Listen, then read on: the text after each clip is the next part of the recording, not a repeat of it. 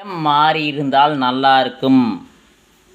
இந்த இடம் சரியில்லை, உனக்கு சரிப்பட்டு வரதில்ல, வீட்டுக்கு அதெல்லாம் லாஸ் ஆகி போச்சு, வேலைக்கு சரியாக போகிறதில்ல, உடம்பு அடிக்கடி சரியில்லாமல் போயிடுது, நிறைய பிரச்சனை உங்களுக்கு உங்கள் குடும்பத்துக்குள்ளே இருக்கக்கூடிய ஒரு சிலருக்கு. யாராவது சொல்கிறாங்க வேறு இடம் மாறி போய்ப்பார், குடும்பம் நல்லா இருக்குமான்னு பார்க்கலாம், உனக்கு வேலை நல்லா அமையுமான்னு பார்க்கலாம், உனக்கு நோய் நொடி இல்லாமல் இருப்பாங்களான்னு பார்க்கலாம், சொல்லித்தான் பாரு அப்படின்னு 2-3 பேர் சொல்லுவாங்க. அதை நினச்சி நிறைய பேர் போகிற ஆளுகளும் இருக்கிறாங்க. சரி, எல்லோரும் இப்படி சொல்கிறாங்க, நம்மளுக்கு நிறைய நடந்துகிட்டே இருக்குது, இந்த இடம் சரியில்லைன்னு சொல்லிட்டு ஒரு ஜோசிகார் இது போய் பார்த்துட்டு இடம் மாறுறீங்கன்னு இருக்கிறாங்க. மாறுறாங்க, அங்கே போய் நல்லா இருக்குமானா 99% நல்லா இருக்குது, 1% நல்லா இருக்காது. 1% நல்லா இல்லாமல் மறுபடியுமே வேறு இடம் மாறி போவாங்களா? ஆமாம், வேறு இடம் மாறி போவாங்க. அங்கே நல்லா இருக்குமானா அந்த 1% நல்லா இருக்குது, 99% நல்லா இல்லை, 100% நல்லா இருக்கிறதுக்கு வாய்ப்புகள் அதிகம். அந்த 1% நல்லா இல்லாமல் இருக்குதாங்களா, 2வது இடம் போயுமா 3வது இடம் போனால் எங்களுக்கு செட் ஆகுது. என்ன காரணம், ஏது காரணம், எதனால் அப்படின்னு யாராவது நினச்சது உண்டா?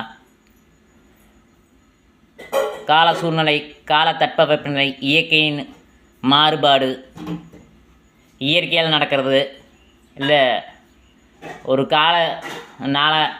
இந்த நேரம் சரியில்லை, இதனால் நம்மளுக்கு அப்படி ஆயிடுச்சு அப்படிங்கிற எண்ணமா? நல்லா யோசித்து பார்த்தீங்கன்னா அதனோட அர்த்தங்கள் நல்லாவே தெரியும் நிறைய பேத்துக்கு. என்ன நினைக்கிறாங்கன்னா, நம்ம அங்கே போய் இருந்தாத்த நல்லது நடந்திருக்குன்னு நினைக்கிறாங்க. முற்றிலும் தெரியாத விஷயம் அது. இங்கே இருக்கும்போது வேலை கரெக்டாக போயிருக்க மாட்டேன், என்னடா வேலை வேலைன்னு நினைப்பேன். அடுத்த பக்கம் போகும்போது சரியான வேலையை பிடிச்சிக்குவேன். நோய் வாய்ப்படுது அப்படின்ட்டு என்னென்ன இங்கே இருக்கும்போது சாப்பிட்டியோ அங்கே போய் எல்லாத்தையும் சாப்பிடாமல் விட்டுருவேன். குழந்தைகளுக்கு உனக்கும் நல்லா இருக்குது, வண்டி இங்கே இருக்கும்போது கண்ணாமின்னு ஓட்டியிருப்பேன், பார்த்து ஓட்டணும் சாமி, புது இடத்துக்கு வந்துக்கிறோம், இங்கேனாச்சும் நல்லா இருப்போமா அப்படின்ட்டு கவனத்தோடு, இங்கே இருக்கிறத விட அங்கே போய் கவனத்தோடு நிறைய விஷயம் செய்யும் பொழுது வீடு மாறுதலால் உனது வாழ்க்கை மாறுபட்டது என்று நீ நினைப்பாய். உண்மையான விஷயம். நிறைய பேர் நல்லா இருக்குன்னு சொல்லுவாங்க. அங்கேயும் போய் சரியில்லாத ஒரு சிலர் என்னென்னா, இங்கே பண்ணுவே தான் அங்கேயும் பண்ணுவாங்க. இங்கே என்ன சேட்டை வண்டி உடம்பை கெடுத்துட்டாங்களோ, வேலையை கெடுத்துட்டாங்களோ, என்ன விஷயம் கெடுக்கப்பட்டதோ அதே தான் 2வது வீடு மாறும்போது இருக்குது. அங்கேயும் அதே மாறவன்னா 3வது இடம் தான் மாறணும். ஃபஸ்ட்டு நம்ம சரியாக வேலைக்கு போகல, சரியாக சாப்பிடல, கண்டதை சாப்பிட்டோம், கண்டபடி ஆகிப்போச்சு, எதுவுமே அமையலை. ஃபஸ்ட்டு 2வது வந்தோமே அங்கேனாச்சும் மாறணுமா, அங்கேயும் அதே மாறவன்னா அப்படியே தான் இருந்தோம். 3வதுனாச்சு இந்த 2மே பண்ணாத வேறு மாதிரி பண்ணலான்னு சொல்லிட்டு பொறுமையாகவும் நிதானமாக அவனோட வாழ்க்கையில் என்ன விஷயம் வருதோ அதை கரெக்டாக செய்வான். அதை கரெக்டாக செய்கிறனால தான் 99% 2வது வீடு மாறினவங்களுக்கு வாழ்க்கையும் குடும்பமும் வேலையும் நல்லா பாதுகாக்கப்பட்டு நல்லா இருக்கக்கூடிய அவங்க 1% வெளியே போகிற ஒரு ஆட்களுக்கு நடக்கலைன்னா இந்த 2ஐயும் அவன் நினச்சி பார்த்து யோசித்து பார்த்து அந்த 3வது வீட்டுக்கு போகும்போது சரியாகவும் ஒழுக்கமாகவும் திறமையாகவும் அனுபவமாகவும் இருந்தால் அவனது வாழ்க்கை வெற்றி அடையுது. இந்த 2ஐயும் நோக்கிறான், உற்று நோக்கிறான், அதனால வெற்றி அடைகிறான். இதனால் என்ன இருக்குது, நிறைய பேர் நேரங்காலம் சரியில்லை, அதனால சரியில்லை, பார்த்தியா நல்லா இருக்குது பார்த்தியான்னு. அவன் நல்லா இருக்கிறது இல்லை, அவன் சரியான விஷயத்தை சரியாக ஃபாலோ பண்ணுறான், சரியாக பின்பற்றுறதுனால நல்லா இருக்கிற, அவ்வளோதான். இதில் என்ன இயற்கை உங்களுக்கு இருக்குது? இயற்கை உங்களை என்னாச்சும் பண்ணுதா?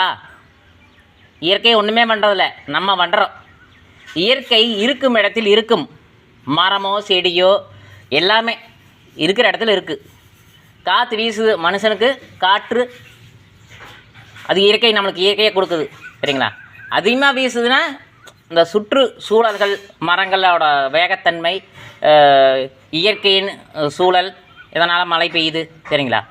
உன்னை என்ன பண்ணுது, உன்ற வாழ்க்கையெல்லாம் கெடுக்குமா? இயற்கை கெடுக்காது, நீதை இயற்கையை கெடுப்ப. ஒரு மனிதன் இயற்கையை கெடுப்பான், இயற்கை ஒருபோதும் மனிதனை கெடுப்பதல்ல. மழை, வெயில், காற்று இது ஓகே, அதுக்கு வந்து மொத்தமாகவே டோட்டலாகவே எல்லாரும் கஷ்டப்படுறாங்க. ஒருத்தர் மட்டும் தனியாக தாக்குதா மழை? ஒரு காற்று அடிக்குது, பயங்கரமாக காற்று அடிக்குது, ஒருத்தர் மட்டும் தாக்குதா? அது இயற்கை சூழ்நிலை. இயற்கை தாக்குவது என்றால் மொத்தமாக எல்லாத்துக்குமே தாக்குமே ஒழிய இயற்கை மனிதனை ஒருபோதும் கெடுப்பதில்லை. சரிங்களா? மொத்தமாக ஒரு இயற்கையால் பாதிப்பு வந்து மொத்தமாக தான் ஆகுது. ஒருத்தர் மனுஷனை மட்டும் தாக்காது.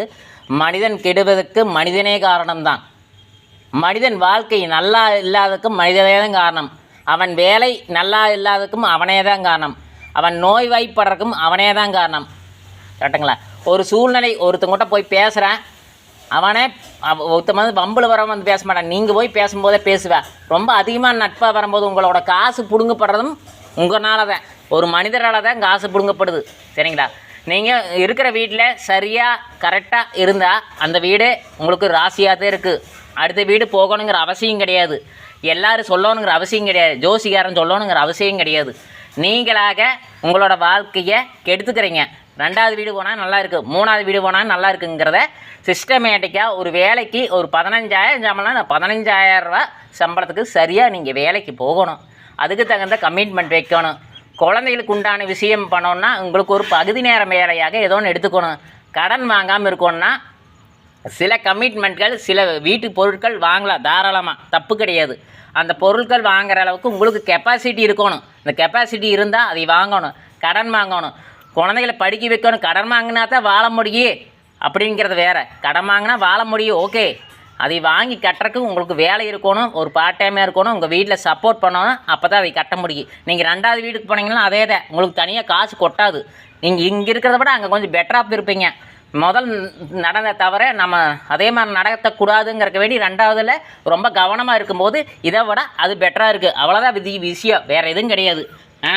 இதனால் அது நடந்தது, அதனால் இது நடந்ததுங்கிறது கான்செப்டே கிடையாது. கீழே வண்டியில் அடிக்கடி விழுகிறதுக்கும் அது காரணம் கிடையாது. சரிங்களா? ஒரு சம்பிரதாயம், ஒரு சாஸ்திரம், நிறைய பேர் அதை ஃபாலோ பண்ணுறாங்க, நிறைய பேர் அதை சொல்கிறாங்க, முன்னோர்கள் சொல்கிறாங்க, வயசானிங்க சொல்கிறாங்க, பக்கத்து வீட்டுக்காரர் சொல்கிறாங்க. அடிக்கடி எங்களுக்கு இதே பிரச்சனை தான், அந்த வீட்டுக்கு போய் மாறி நான் நல்லா இருக்கிறேங்கிறதெல்லாம் வேறு. எல்லாத்துக்கும் தான் பாருங்கள், மனுஷனவே கெடுத்துக்கிறாங்க, வேறு எதுவும் கிடையாது. மனுஷனவே கெடுத்துக்கிறான். அவன் வாழ்க்கை அவன் கையில், உன் வாழ்க்கை உன் கையில். சரிங்களா? இயற்கை கையில் கிடையாது. இயற்கை அது பாட்டுக்கு இருக்குது. பாதிப்பு ஏற்படும் பொழுது, அது வெள்ளங்கள் அதிகமாக பெய்யும் பொழுது, காற்று அதிகமாக அடிக்கும் போது எல்லாத்துக்கும் தான் பாதிப்பாகும் இல்லையா? ஒருத்தர் மட்டும் தனியாக தாக்காது. சரிங்களா? நேர கால சூழ்நிலை எல்லாமே அப்படித்தான். இயற்கை என்பது நேர கால சூழ்நிலையும் கூட. அந்த காலங்களாகட்டும் நிறைய சொல்கிறாங்களே, நிறைய விஷயங்கள் நிறைய இருக்குது. சரிங்களா? அதெல்லாமே மேக்ஸிமம் இயற்கை சம்மந்தப்பட்டது. பொதுவாக எல்லாத்துக்குமே பிரச்சனை வரும். சரிங்களா? தனி ஒரு மனிதனை தாக்காது. உனது வாழ்க்கை சீரடியும் உனது வாழ்க்கை கெட்டு போவதுக்கும் காரணம் நீயே தான், வேறு யாரும் கிடையாது. சரிங்களா? சிம்பிள் கான்செப்ட், யோசிச்சு பாருங்கள், புரியும். சரிங்களா? 3 வீடும் போய் செட் ஆகலைன்னா 3 பக்கம் போய் அவன் சரியாக இல்லைன்னு அர்த்தம். இங்கே இருக்கும்போது தண்ணி அடிக்கிறான், அங்கே போய் தண்ணி அடிக்கிறான், அங்கே போய் தண்ணி அடிக்கிறான், அங்கே போய் தண்ணி அடிக்கிறான். 10 வீடுமானாலும் சரியாகாது. ஒன்றை இருக்கும்பொழுது தவறாக இருக்கும்போது இன்னொன்று போகும்போது திருத்தப்படுகிறது. அதிலிருந்து தவறாக இருக்கும்போது இன்னொன்று போகும்போது திருத்தப்படுகிறது. இப்படித்தான் 3-4 வீடுகளை மாறி ஒரு சிலர் சரியாக இருக்கிறாங்க, ஒரு சிலர் 2வது வீட்லேயே சரியாக இருக்கிறாங்க, ஒரு சிலர் 3வது வீட்லேயே சரியாக இருக்கிறாங்க.